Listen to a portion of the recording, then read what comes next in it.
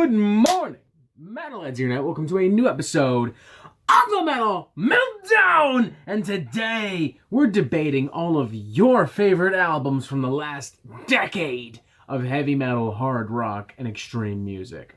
I have shared with you some of my favorite metal albums, not just of this year, but of this past decade in the last month. And now it is your turn. I have scoured through all of your comments. I have searched through all of the community posts. I have gone through every video where someone has said one thing or another, and I have compiled all of your thoughts, your ideas, your concepts, your personal choices for best album or most important album of the decade, and we are going to debate them right here, right now. Now, there are a lot of albums that we'll be talking about here, a lot of comments to sort through, a lot of things to talk about in general. So let's just jump right into it, and let's start with a couple of users that had a lot to say. The first of which being Eli Weekly, who, as far as I can tell, has been the most vocal in regards to this discussion about the most influential and best albums of the decade. First thing he says here, one of the two most recent Chemist albums deserves a spot for sure. And for the record, Hunted was indeed on my top 20 list, and at one point, so was Desolation. So, yeah, we're definitely not disagreeing there, Eli. Chemist is one of the best fucking doom metal bands of this time, of this decade, maybe ever. They're like perfect. I can't sing their praises enough, mostly because there's a lot of other bands we need to talk about. So, moving on. He also says here, Spectre Lore 3. I had actually forgotten about this album. It is an incredibly good album. Yeah, no argument here either. It's a really good album. Some more here. Code Orange Forever, Vector Terminal Redux, In Morning, Weight of Oceans, Elder, Wind, The Colder the Night, Sour Aura, just a few off the top of my head. Those first two were actually on my top 20 as well, Code Orange's Forever and Vector's Terminal Redux, both fantastic records. In fact, if I were to actually rank my top 20, Forever in particular would probably actually end up in a hypothetical top 5. I love the shit out of that album. I'm actually not as familiar with the rest of these records, though. I'm certain I've heard them. It's not like they're, totally alien to me. But off the top of my head, not a lot comes to mind, so I'm gonna have to revisit these records. But considering all of the fantastic music you've talked about so far, I am just going to assume that it fits in A-okay. One more comment from Eli. O and Ashbringer Absolution and Panopticon's Kentucky are both modern masterpieces. Panopticon, god damn, I'm actually disappointed in myself now. I totally forgot to put a Panopticon record in my top 20. Yikes. Oh man, fuck. Go ahead and dislike this video just for that reason. I won't even argue with you. One of the most unique and invigorating voices in all of black metal right now. Fuck, how did I forget them? I'm not even lying to y'all. I'm disappointed in myself. But thank you, Eli, for bringing that to my attention. Maybe I'll have to go back, do a little editing, and make it a top 21 list. Next up, Matthew MacDonald. He had a couple things to say as well. This first one caught my eye, hiding underneath a community post. Mirror Reaper by Bellwitch was my top album of 2017, but that record has transcended its years of release to become my personal favorite release of the decade. There I said it, mic drop, fuck haters. Minor side note, I really like that you're supportive of the monetization of my channel and you want to not fuck that up, but don't feel bad about saying fuck. I say fuck literally all the fucking time. Hell, fun drinking game, watch any episode of the Metal Meltdown and take a shot whenever I fucking say fuck. More to the point though, you're absolutely right. Fantastic record. Not a record I was really into when it initially came out. It's grown on me a little bit more with time. I think I was just a little bit overwhelmed by the massive length and the ambition of the whole thing. But now when I listen to it, I do kind of get sucked into its incredibly dreary, atmospheric, gloomy world. I mean, it's a pretty powerful piece of music. It makes me very excited to see what Bellwitch has in store next. If I'm not mistaken, they should be working on an album right now. And he initially also made this recommendation. My edition may be a bit rough, but you asked, so here goes. Leviathan Scar-Sighted. In my honest opinion, possibly the most important thing that metal has produced. Now, first things first, Matthew, we need to address that latter comment. The most important thing that metal has ever produced. That is a huge statement. Like, don't get me wrong, this is definitely an important record of this time. I won't argue that. And not even just because of the music, but also because of Leviathan and who he is as a person and his history. But would I call it an all-time great? I don't know. That is such a huge, huge and crazy statement to make. I mean, even on my own top 20, I can honestly say that only 2 or 3 of those albums can stand up against the true metal greats. So that, I see where you're coming from, but that particular part of that statement is a little too bold for my personal liking, good sir. But hey, like I said, you are onto something in general in regards to naming this record as a best album, or at the very least most important album of the decade. I mean, Leviathan is an incredibly controversial figure who makes incredibly weird, dark, polarizing music. For those of you who don't know who Leviathan is, I'll spare you the history lesson, but I will say that Leviathan as a person and as a musician would probably not be as well accepted in today's post-Me Too music world as he was in the early 2010s. But hey, if we're just looking at this album for what it is certainly a pretty fascinating piece of work, and if we are including the broader story of Leviathan, it does give an interesting insight as to what he was going through at the time without delving into the somewhat questionable territories of his previous record, which we also won't get into here because that's like a whole video unto itself. But thank you, Matthew MacDonald, for your contributions, and thank you for starting this off with some pretty challenging recommendations. Alright, now let's see what the rest of y'all have to say. Trevor Burns says, Code Orange, forever. That is the second time we've heard Code Orange today. Fuck yeah, here's hoping it's not the last. Noah Starling has a couple albums here, Between the Buried and Me, The Parallax, The Contortionist Language, Power Trip, Nightmare Logic, Code Orange Forever, Revocation, Great Is Our Sin, Arcspire, Relentless Mutation, and Spawn of Possession, Incurso. Code Orange again, man, you guys have good fucking taste. Not to mention some other really great records in there. Power Trip, Nightmare Logic. I'm not as in love with it as the rest of the world is, but I won't deny that it is a killer piece of fucking thrash metal. Great Is Our Sin, Revocation, great album as well. I'm actually a little disappointed I didn't get to put any Revocation on my top 20 because I love that band, but I actually had trouble picking what album to go on there, and ultimately I felt there were other albums I was talking about that were just inherently more important, so c'est la vie. Arcspire as well, great badass Canadian tech death band. They got a super unique style and flow to them that I really enjoy.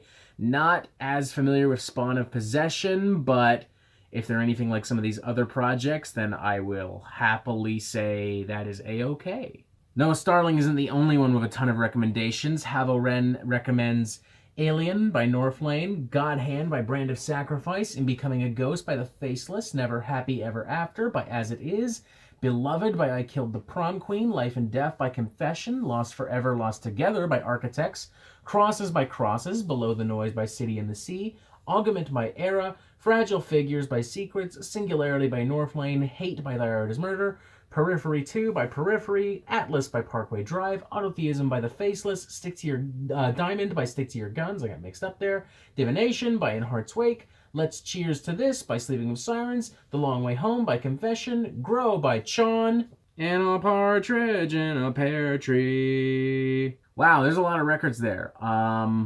Unfortunately, I don't agree with a good chunk of these. I mean, I enjoy those Faceless records, I'll give you that. Not huge on Thy Art is Murder at all, but I won't deny it definitely had its influence on deathcore within this last decade. Periphery as well, they're pretty influential. Some of these other choices, though, is where you lose me. I mean, Brand of Sacrifice, most influential, best album of the decade. Noir Flame as well. Parkway Drive, Sleeping with Sirens, do those latter two even count as metal? I don't know. I mean, granted, I guess they do fall within the spectrum of rock, but I don't know. I personally could not make an argument that they are like the best of the decade and the most influential. I mean, if you can, then great, but I can't. I mean, I'm not going to lie to you. There are a couple ones here where I'm just rolling my eyes all together. Like, I Killed the Prom Queen. Really? NaturizedOnline says, for me personally, Bad Magic and Firepower are the ones up there. Bad Magic especially, whole album feels like a goodbye from Lemmy. For those of you who maybe don't know, he's referring to Bad Magic from Motorhead and Firepower from Judas Priest. The latter of which, I don't know if I'd call one of the best of the decade, or one of the most important, but I won't argue that it was probably Judas Priest's best album of this generation, and even their best album since Painkiller. A couple songs on there that I find myself singing along to quite frequently, actually. Bad Magic is an interesting case as well. I mean, not a great record, all things considered. But it is interesting because it was Motorhead's last album. It was Lemmy's last album, and I don't know. There's something kind of bittersweet about that album with that knowledge, listening to it after, you know? Like, I bought that album on vinyl not long after Lemmy died, and even though it's not Motorhead's most accomplished or notable or impressive work, it was a genuinely sweet listen, hearing that album, hearing Lemmy for, you know, the last time on vinyl. I mean, few people can say they literally died doing what they love, but Lemmy did. Lemmy died playing fucking rock and roll, and he loved rock and roll, you know? I mean, I think we need to remember Bad Magic just for that reason, so thank you, NaturizedOnline. That's a great little contribution. Weston Winkle says, Mirror Reaper by Bellwitch, one of the most beautiful pieces of music that evokes so much emotion and is an epic. Even people not too big on Funeral Doom seem to really enjoy this record. The second time we've seen Bellwitch as well. I have nothing to add since I've already had my spiel about this record, but I like that I'm seeing it again. That definitely means that Matthew MacDonald was onto something earlier. Hose Mad It Do Be Like That says, for me personally, Ironbound by Overkill. I think it brought back that flame they had in the 80s, not to mention it brought the band back into the spotlight as they kind of fade out during the mid to late 90s and also during the early 2000s. So in all fairness, Ironbound is a really good record, and it did a lot of good things for Overkill. I won't argue otherwise. I think it would be even kind of foolish to argue otherwise. But would I call it one of the best of the decade? Would I call it one of the most influential albums of the decade? Would I call it one of the most important albums of the decade? No, not at all. At the end of the day, as solid as it is just another Overkill record. We're talking about a band that consistently makes the same record over and over and over again. And maybe I'm alone in this, but I've personally gotten annoyed by that in these last few years as they've just repeated songs and repeated flows and repeated essentially everything. Like, I know a lot of people still love Overkill. I'm not saying you shouldn't, but this mentality of if it ain't broke, don't fix it doesn't do a lot for me. I'm always looking for new stuff, not the same, not broken stuff. Like, I don't know, shoot me. I like listening to new music. And as far as the argument of it being important or influential is concerned, can we sit here and say that there's a single sound or band that would not exist without this particular album in the same way that we can say that sounds and bands spawned out of records from, say, Death Heaven and Cattle Decapitation and Code Orange? Not necessarily. Wyatt's Metal Life says, Overkill, The Wings of War, Slipknot, We Are Not Your Kind, A Monomorph by Berserker, and Arch Enemy, War Eternal.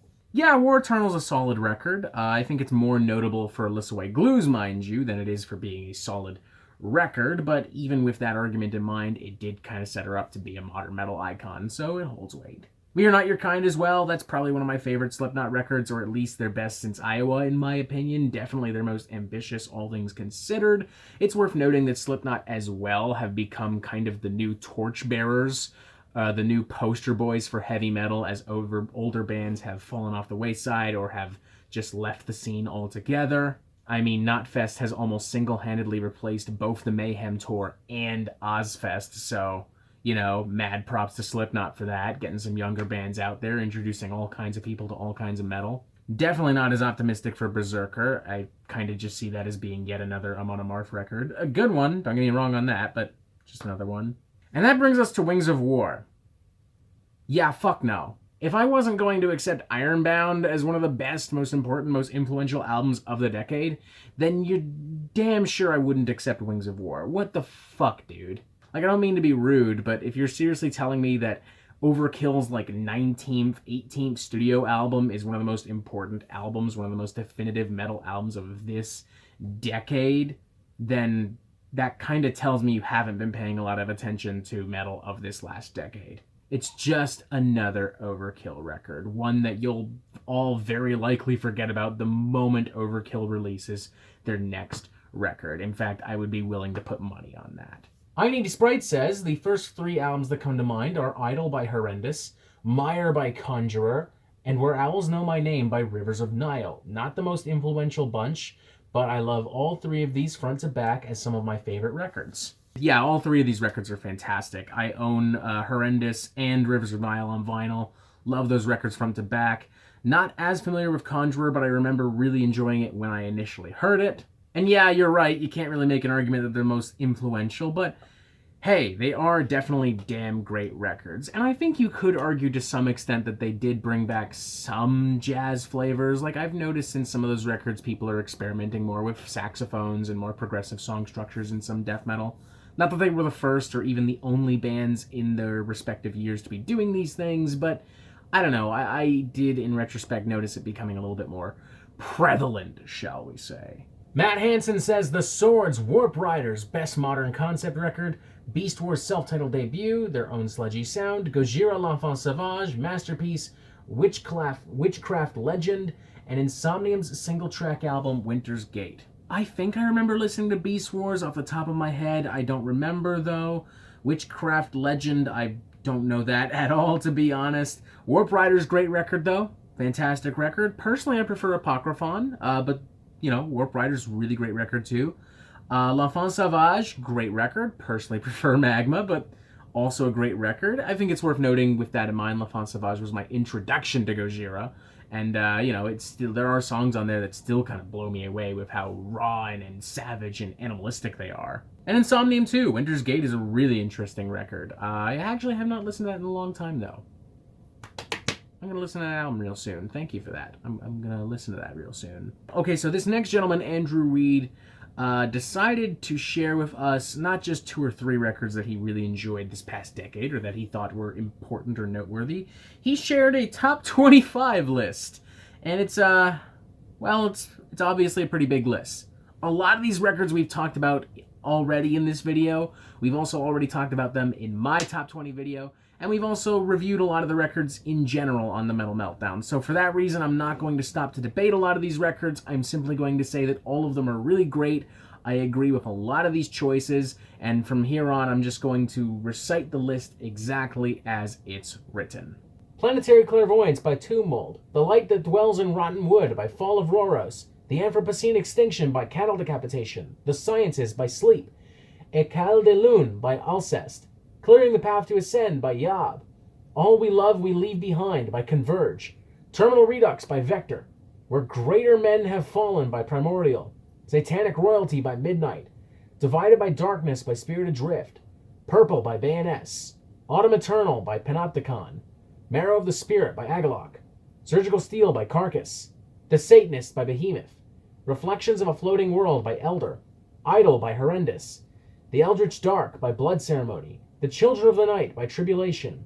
Nightmare Logic by Power Trip. The Paradise Gallows by Inter Armor. Kvelertak by Kvelertak. Foundations of Burden by Pallbearer. Sunbather by Death Heaven. Okay, actually I changed my mind. I do have one thing to say. If I were to pick a #1 definitive album of this decade, an album that literally defines the last decade of heavy music, it would also be Sunbather by Death Heaven. And the fact that y'all want to complain that it's mainstream hipster garbage, the fact that it enrages so many fucking people, is proof of its importance and staying power. People still debate that if this record belongs in this genre. Like, that alone has kept this album alive through the years, and it has made it one of the most heated and debated records, and therefore must be remembered, must be acknowledged. Oh, and also the music fucking kills. It's a fucking killer record. Fucking killer. Thank you, Andrew, for all that. Dan W. says, I think Iron Maiden's Final Frontier was my favorite album. I prefer it to Book of Souls, which I definitely enjoy. I'll throw Godsmack the Oracle in there because I think the album is excellent, unique, and is very heavy. I don't know much else that's come out. I feel like we've been in a metal slump. If you do include Alter Bridge, I think Fortress and Walk the Sky definitely qualify. Definitely some solid records here, you know, Alter Bridge, you know, probably one of the most interesting modern rock bands out there right now. Iron Maiden as well. I mean, they're one of the few older classic heavy metal bands that's still making consistently ambitious and good music. Personally prefer Book of Souls to Final Frontier, but both are super solid. Like, we're talking a minuscule hairline difference. Godsmack, though, no. Just no. We're not even going to argue that. Just no. No. And if I may, Dan, it sounds like maybe you need to look up some of the albums that we've been talking about in this video. I don't want to sound elitist-y. I'm not going to tell you what to listen to. If you love Godsmack and Alter Bridge, then you do you. Honestly, I mean that sincerely. But you admit by your own accord that you feel like we've been in a metal slump, but you also don't know much else that's come out. This last decade has actually been really exciting for heavy metal, man. I feel like bands are getting more heartfelt, more progressive, more politically and socially poignant, more ambitious inherently. Older sounds are expanding into new genres. Literally as we speak, pop metal has finally reached its most ambitious and interesting point with records from Issues and Dream with Horizon, and yeah, arguably Ghost, I'll give you that. So if I were you, Dan, I would get myself a pen and paper and write a lot of these names down, because with all due respect, it does sound like you've been missing out on a lot of really great music, which, to be fair, you admit to. Again, I'm not trying to dog on you or nothing, just throwing that out there. Pink Lit says, Ne Obliviscaris, Portal of Eye, that to me was incredibly groundbreaking and elegant for black progressive metal and felt ahead of its time in 2012. And then Death Heaven's Sunbather. It got an unusual amount of press and attention for an album that went all out with post-black metal sounds and did a lot for the post-metal scene because of that. Yes, shower me in that Death Heaven love. Ne Obliviscaris is interesting, and I'm actually shocked you're the first person to mention that, Mr. Pink. It's a great record. And I do think, in retrospect, it paved the way for a lot of the sounds and styles that we hear within black metal, melodic death metal, and progressive metal. That's probably still their best record, come to think of it. I mean, a lot of their other stuff, it's been good, but it hasn't quite hit the mark as well as that record did for me personally. So, yeah. I guess it's another record I gotta listen to again, too, because come to think of it, it's been a while. That's the most exciting thing about this video so far. I'm relearning about a lot of these records and remembering them and going, wow, so much cool music. Oh, great, another fucking list. This one's from George. I'm not going to attempt to pronounce the rest of his name for the sake of not being insensitive as fuck. And I'm also not going to stop to debate every single one of these records because we just don't have the time. I'll pick out a couple at the end, just like I did with the previous list.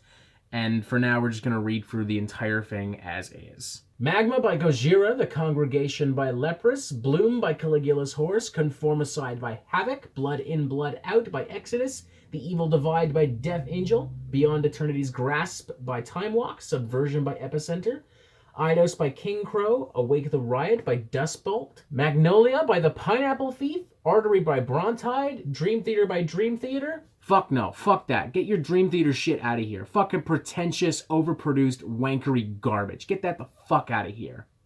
You seem like a nice guy, but get that the fuck out of here. The Prodigal Child by Deficiency, The Old Man and the Spirit, Beyond the Bridge, Nightmare by Avenged Sevenfold, Weightless by Animals as Leaders, Scurrilous by Protest the Heroes, Helvetios by Elevite, and Omni by Angra. I'm not really familiar with a lot of these bands, so I've definitely got some new stuff to look up. Thank you for that, George. As far as the stuff that I do know is concerned, some good records, some of which we've already talked about.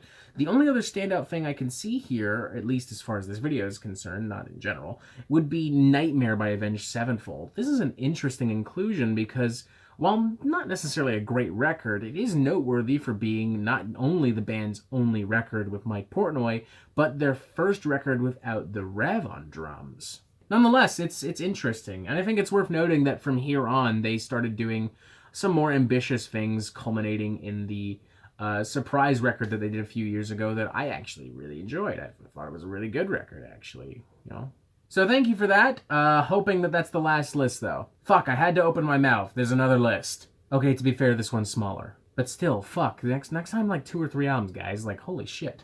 Love the enthusiasm, but tone it down. Versace Pancakes recommends The Parallax 2 by Between the Buried and Me, Magma by Gojira, Nightmare Logic by Power Trip, Where the Owls Know My Name by Rivers of Nile, Yellow and Green by Baroness, Terminal Redux by Vector, Heartless by Paul Bearer, and Die Lit by Playboy Cardi. I'm gonna assume that last one's a joke. Yeah, let's just do that. The rest of these albums we've talked about already quite a bit. There's a lot of consistency between my list and what a lot of the albums you guys are recommending, or you're even just within the types of music that we're all talking about, which is awesome.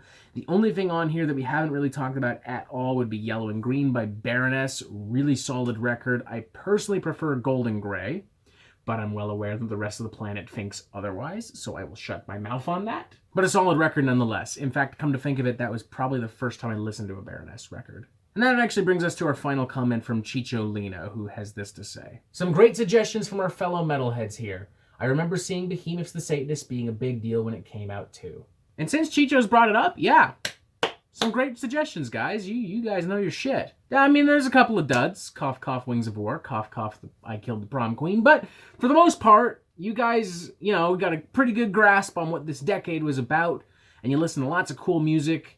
And there's lots of cool opinions and ideas out there. And that's great. And that's awesome. That being said, I will say I'm shocked how little The Satanist came up. Because Chicho's right. When this album came out, it was a huge fucking deal. I mean, at the time, people claimed it the best metal album of the decade. At that fucking time, people were so immediately in love with it. Granted, it's easy to see why. I mean, Nurgle poured his heart and soul into that record quite literally. It is an incredibly cathartic, emotional, and demanding experience. It's got some of the best and most dynamic black metal arrangements and songs on the entire record. It's full of fire, full of passion, full of energy. Blow Your Trumpet, Gabrielle still sends a chill down my fucking spine. Incredible fucking song. And it paved the way for Behemoth becoming one of the biggest metal bands of this decade. I mean, they're about to do a fucking arena tour with Slipknot in Europe. That's fucking insane. That would have been unheard of prior to The Satanist. Unfucking heard of. But it just goes to show what raw skill and perseverance will give you. I mean, he beat cancer and spat in God's face quite literally and released one of the best fucking metal albums of the decade. Maybe of all time. Maybe. I think that's a pretty good place to end this off. A lot of great records we talked about here. I wish I could spend a little bit more time debating some of these records in full, but that's okay, because that's what the comment section is for. So tell me all about what you thought were some of the best albums of this decade, and feel free to debate any of the albums we've talked about, and I will happily respond in full detail to the best of my ability why I would defend or not defend certain picks or whatever the fuck. Make sure you press this button to subscribe so you get updates on the Metal Meltdown fucking immediately. And as always, you have yourself a fantastic fucking day.